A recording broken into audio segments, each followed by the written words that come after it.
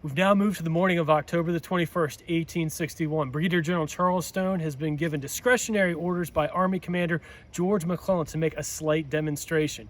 Based on intelligence that Stone has, he's going to move his men over the Potomac River and, he hopes, strike a major blow to the Confederates in this area. And to talk more about that, I'm going to bring Pat Mountain back on from the Friends of Ball's Bluff. Pat?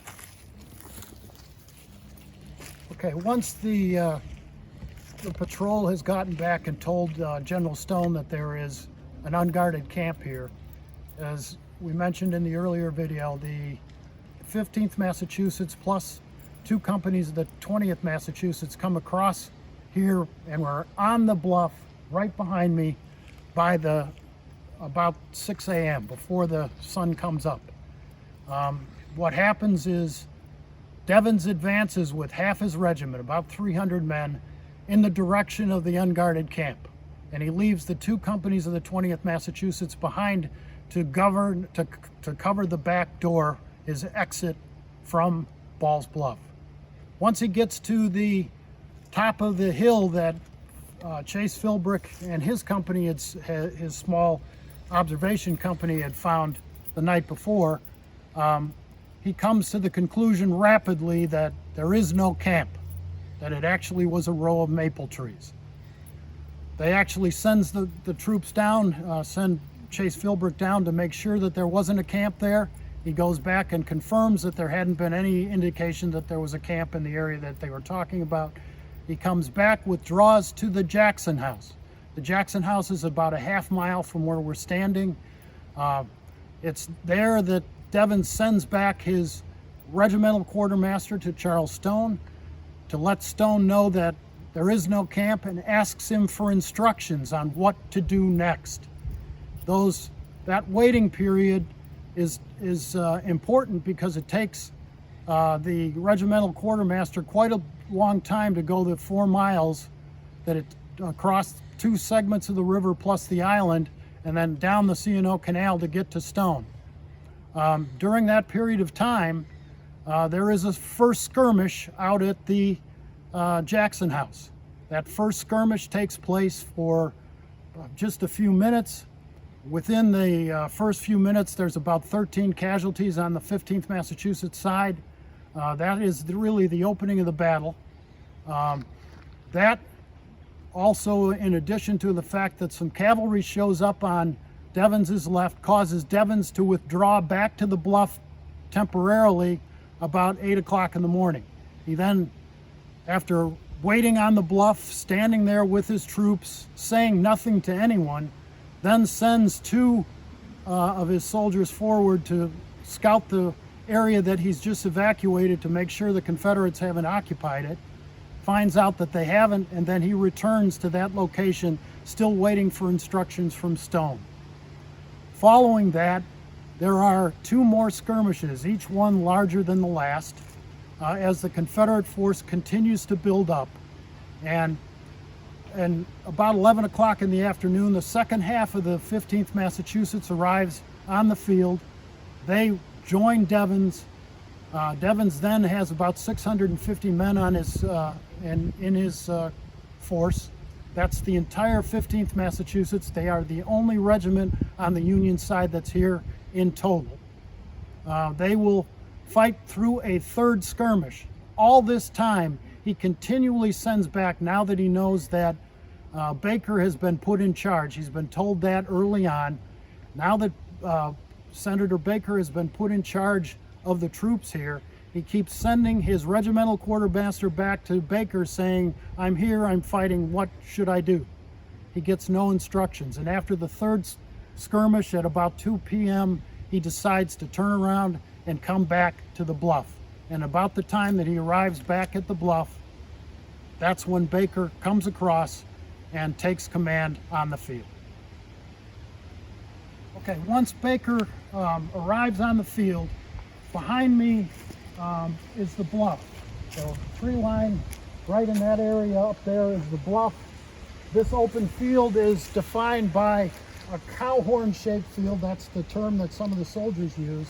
There's a triangular shaped field to my right, and there is an open field that runs all the way back to the bluff on my left. That pretty much defines the battlefield. On both sides of the battlefield are very deep ravines. The wood line that you see here is approximately the same wood line that was there in 1861. There are probably a few more trees on the open field than there were then, but it's pretty close to what it was back in 1861.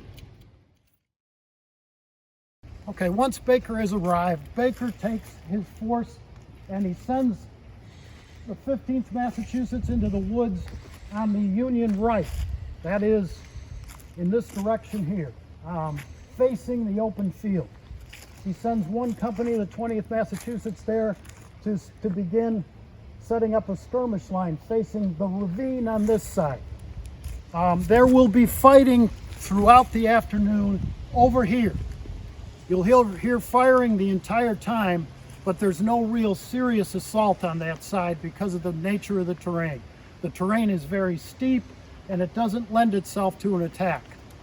Once he's put himself in this backwards L formation with the rest of the troops across the top of the bluff, anchoring his left on the ravine on this side, he goes around to his colonels and he asks, "What do you think of my deployment?" They all point up here where we're standing, and they are looking at this high ground that's right in this area here toward today's parking lot. That's the area that they say the Confederate attacks will come from. And if they occupy this base, they can dominate the battlefield.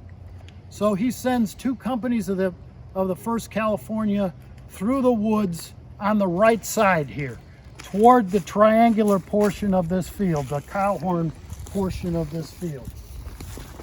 They come through the woods. So the woods today have a fairly thick understory, but it was even thicker then.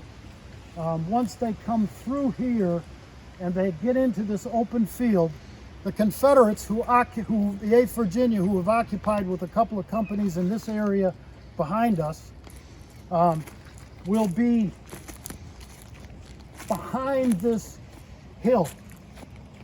And they will actually, as the Union troops describe it, rise up out of the ground and fire at them.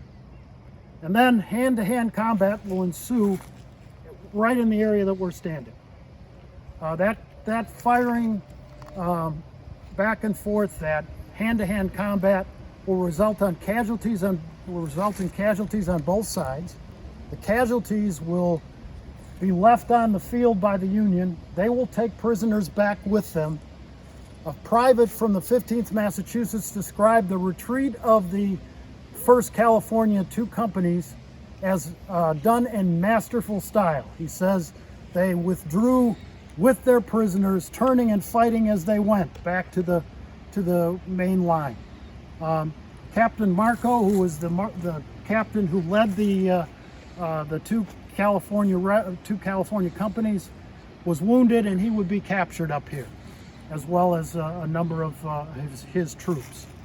With that, it's decided by Baker to leave his force in the position that it was in, and that's the way it would continue to fight until late in the afternoon.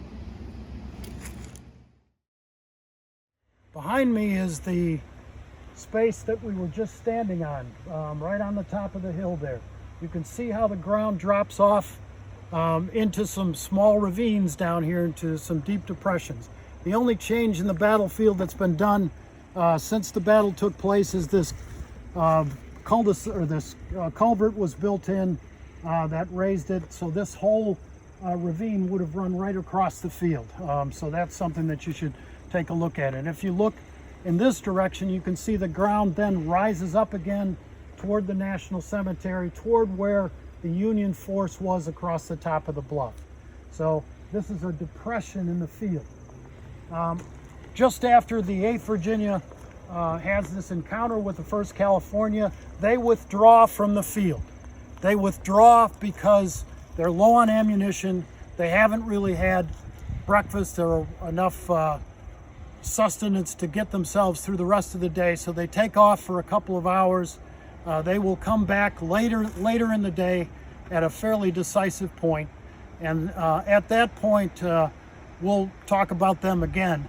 But they are in that old field for about 2 hours in the evening. This is about 3 o'clock in the afternoon, between 3 and 4 in the afternoon, when most of this stuff takes place. The 18th Mississippi then comes into this area, and they occupy the same place that we were just at.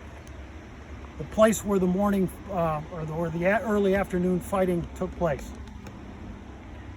Once they get up onto the top here, they see this large force behind us in this area right along the top of the bluff, and they decide to attack. So they come down through the field here. They have no idea the 15th Massachusetts is in the woods on their left flank. Once they get into the middle of the field here, that's when they discover to their horror that the 15th Massachusetts is there with a large volley that comes, creating most of the casualties that they suffer in the battle right here with that volley. They then withdraw, and in that withdrawal, this Colonel Erasmus Burt, is seriously wounded. He's mortally wounded, actually. He would die about 5 days later in Harrison Hall in downtown Leesburg.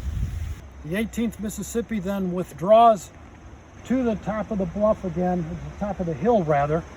Once they get up to the top of the hill, they split into 2 parts, sending 3 companies in this direction and most of the companies down in this direction into the woods towards the ravine on the left side. The most assailable flank on the Union side is the left flank, and that's where their focus of their attacks are for the rest of the afternoon. So throughout the afternoon, there will be fighting back and forth through this area. What the soldiers describe as Indian fighting, fighting from tree to tree. They will also come out into the field here and actually get into an exchange with Union troops. And once they get into the exchange with Union troops, one of those exchanges involves Colonel Baker. Colonel Baker is standing near his troops, encouraging them, and they will actually kill Baker in that encounter. And that happens about roughly 4:30 in the afternoon.